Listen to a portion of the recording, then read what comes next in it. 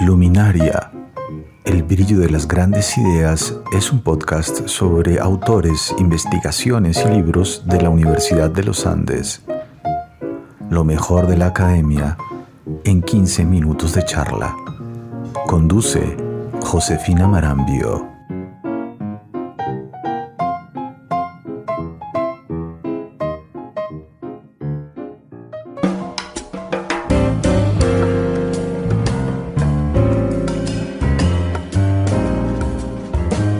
Hola, soy Josefina Marambio, coordinadora editorial de Ediciones Uniandes y conductora de Luminaria, el brillo de las grandes ideas, podcast de Ediciones Uniandes. Aquí hablaremos con investigadores e investigadoras sobre sus proyectos en curso y publicaciones, para aterrizar todo lo que ocurre en la academia.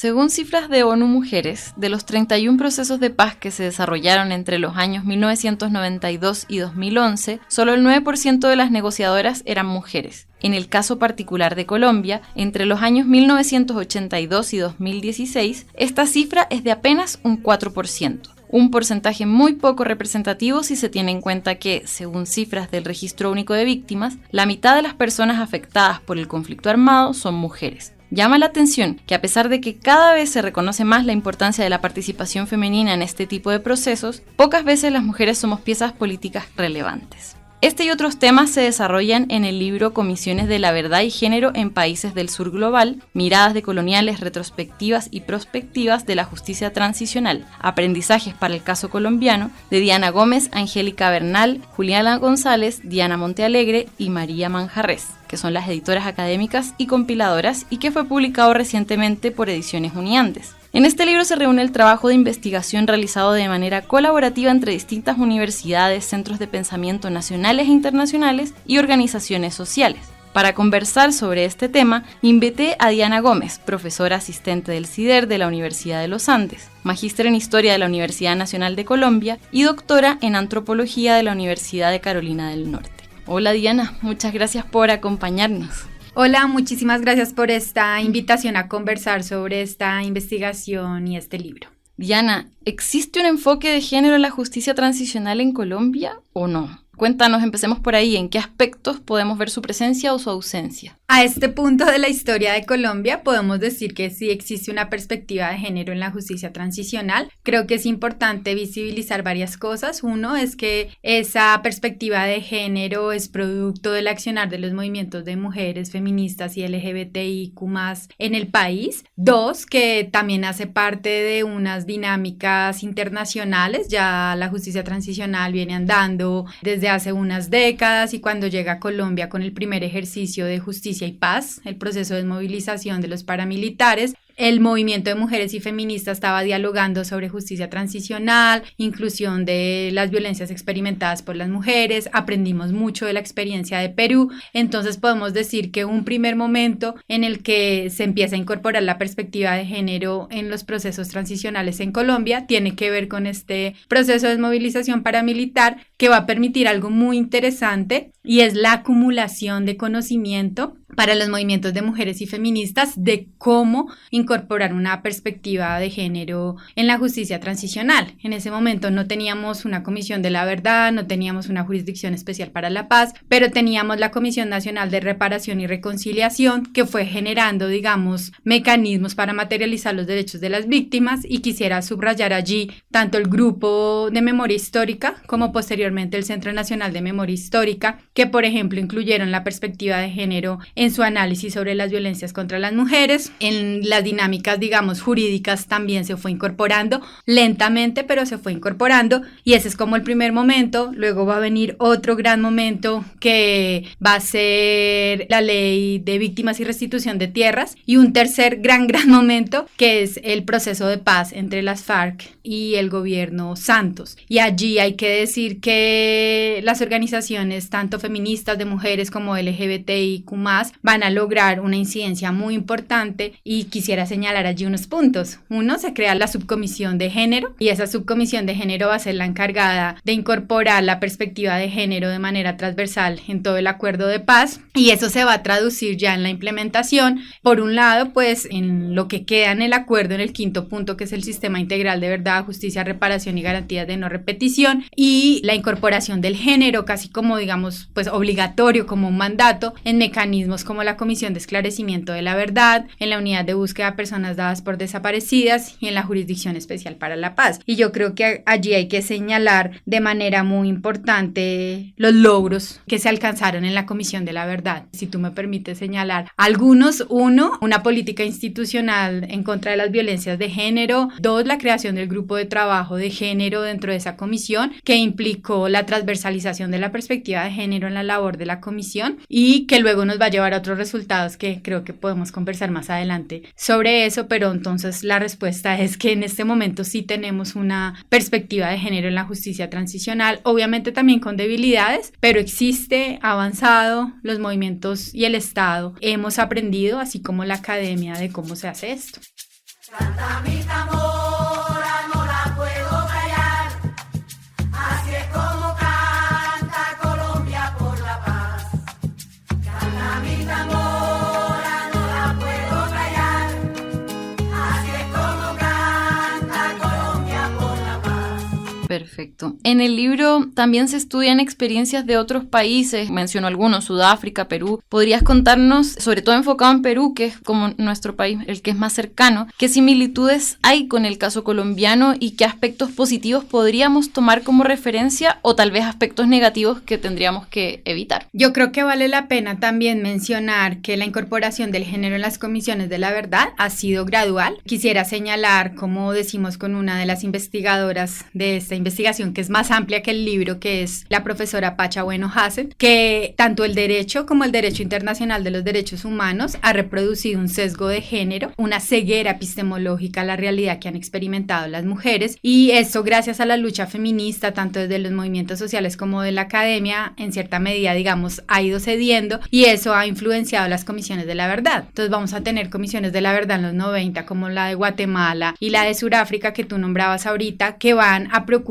por las violencias experimentadas por las mujeres, y luego va a venir la experiencia de Perú, que es muy interesante para el caso colombiano. Yo quisiera subrayar aquí varias cosas. Uno, yo en ese momento hacía parte de los movimientos de mujeres feministas y construcción de paz, y yo recuerdo mucho que si de algún contexto o alguna experiencia aprendimos en ese momento sobre comisiones de la verdad y género, fue de la experiencia de Perú. ¿Qué aprendimos de esa experiencia? Uno, que el mandato de género o el mandato, digamos, de investigar las violencias contra las mujeres debe entrar desde el inicio. En el caso peruano no fue así, o sea, no entra, digamos, como mandato, sino que ya en su puesta en marcha, que las académicas, los movimientos empiezan a decir dónde están las mujeres, entonces se incorpora posteriormente. También aprendimos que la inclusión de la perspectiva de género tenía que ser transversal y también tenía que ser o reflejarse en el informe final en un capítulo específico para mujeres, y aprendimos también pues la importancia de investigar diversas violencias contra las mujeres. Aquí hay que decir que las primeras comisiones hicieron un énfasis muy grande en violencia sexual, que en su momento era un gran aporte, pero el llamado que hacíamos desde esta investigación a la Comisión de Esclarecimiento de la Verdad en Colombia era también cómo íbamos más allá de eso, y digamos en el caso de la Comisión de Perú hay una gran investigación y un gran avance para identificar que las mujeres sufrieron de violencia sexual y todas las implicaciones que tiene esto, pero en cierta medida también se ha leído eso como un limitante de esa Comisión de la Verdad. O sea, hay que reconocer que es un avance, pero se puede convertir en un limitante si solo nos quedamos ahí. ¿Y limitante en qué sentido? Pues hay investigaciones que nos dicen que se opacó, digamos, la identidad de las mujeres más allá de ser víctimas o familiares de víctimas, digamos, una reproducción de estereotipos de las mujeres como pasivas, apolíticas, y eso me parece importante mencionarlo, deja dos grandes violencias por fuera. Uno, las diversas violencias experimentadas por las mujeres que estaban posicionadas políticamente, que habían sido parte, por ejemplo, de las guerrillas, una violencia estatal muy fuerte contra estas mujeres, casi que no se ve en el informe final, entonces se oscurecen o se opacan o se dejan de ver ciertos sujetos sociales. Y dos, por ejemplo, la desaparición forzada se va a asociar con hombres, y en este libro María Eugenia Ulfe y Silvia Romio muestran cómo se equiparó desaparición forzada con hombres, y eso dejó por fuera, uno, visibilizar, reconocer, identificar las desapariciones violaciones de las que fueron objeto mujeres, pero además con implicaciones en el largo plazo, ¿no? Las mujeres han sido menos buscadas que los hombres y entonces hay que ver también todos los silencios que se reproducen. Y quisiera decir aquí que también lo que está cuestionando nuestro libro o donde pone una luz es, hay una ceguera epistemológica del derecho y del derecho internacional humanitario, pero también hay cegueras de los feminismos. Entonces, ¿cómo hacemos para que cada vez más, y aquí proponemos una perspectiva desde los feminismos descoloniales, podamos ver en mayor profundidad y en todos sus colores y matices la realidad experimentada por las mujeres en contextos de violencia sociopolítica y de conflictos armados? Diana, y ahora que hace unos meses se entregó el informe final de la Comisión de la Verdad, ¿cuál es el reto que se plantea a la sociedad? ¿Qué es lo que sigue? Bueno, pues primero creo que hay una responsabilidad como ciudadanía de leerse el informe. Creo que el informe pues es grandísimo,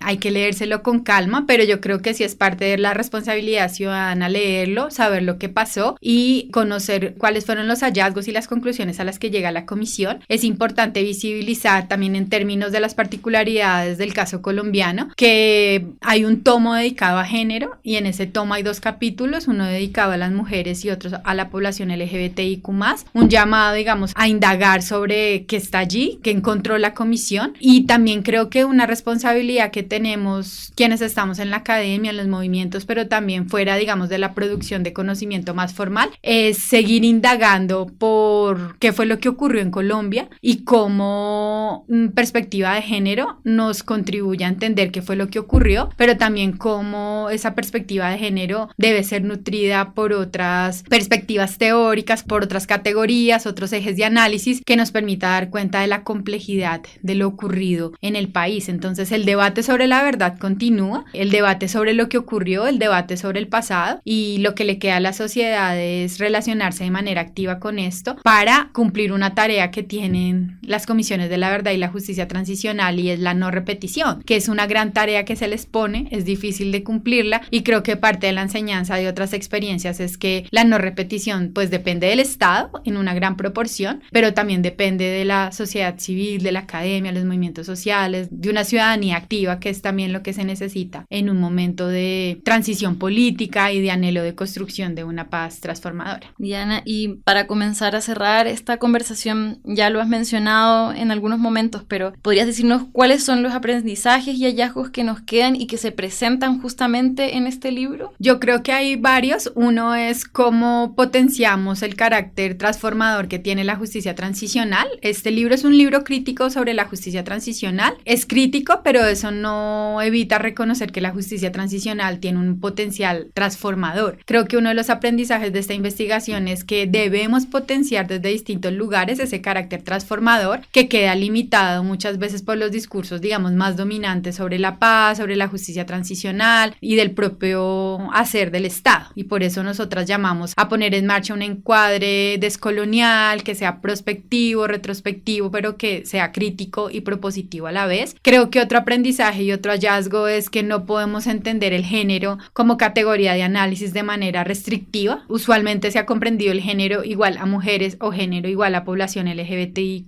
Eso es importante, pero en ese momento necesitamos también reconocer que la categoría de género nos ayuda a comprender la realidad de los hombres heteronormativos. También tenemos que, y ya lo decía, pero es uno de nuestros hallazgos e invitaciones, y es que el género solito no nos sirve, tiene que ir acompañado de otras categorías de análisis y de otras reflexiones que nos permitan reconocer otras opresiones distintas al patriarcado, como el racismo, el clasismo, las condiciones geopolíticas, el antropocentrismo. Entonces allí el diálogo con teorías descoloniales es bastante importante. Otros aprendizajes tienen que ver con las cegueras epistemológicas también feministas, cómo logramos evitar esas y comprender todo lo que le ha ocurrido a las mujeres. Creo que hay que reconocer que este informe, en el capítulo dedicado a las mujeres, reconoce que las mujeres no solo fueron objeto de violencia sexual, también lo fueron de asesinato, de hostigamientos, de desaparición forzada, y entre otros de los aprendizajes es también cómo el género y las teorías feministas terminan siendo útiles en las comisiones de la verdad, no solo para entender a las mujeres y a la población LGBTIQ+ y lo que les ocurrió, sino para entender la dinámica general del conflicto armado y la violencia sociopolítica. La categoría de género no es solo para ciertas personas, o las teorías de género y feministas no son solo para ciertas poblaciones o sujetos, sino que nos ayudan a hacer una lectura crítica general general de la sociedad en la que vivimos y de las violencias que hemos experimentado. Esas son algunas, dejo otras para que quienes nos quieran leer naveguen el libro, que hay que decir es producto de una investigación colaborativa, de alianza entre organizaciones sociales y academia, entre academia de Bogotá y de otras partes del país y entre la academia de Latinoamérica y de Estados Unidos, y fue una investigación que siempre estuvo en diálogo con el grupo de trabajo de género de la Comisión de la Verdad. Diana, muchísimas gracias por acompañarnos. Los invitamos también a seguir esta conversación en nuestras redes sociales. En Facebook e Instagram nos encuentran como ediciones.uniandes y en Twitter como ed_uniandes. Pueden encontrar el libro en las principales librerías de Bogotá y el país. Además, está disponible en la tienda Uniandes y para quienes prefieran leer en digital, pueden comprar el ebook en ediciones.uniandes.edu.co. En nuestros principales puntos de venta también está circulando de forma gratuita nuestra Gaceta de Cultura y Novedades Editoriales, Luminaria, El brillo de las grandes ideas. Gracias, Diana. Nos vemos pronto. Gracias y espero que nos lean mucho. Chao. Chao. Dime la verdad, solo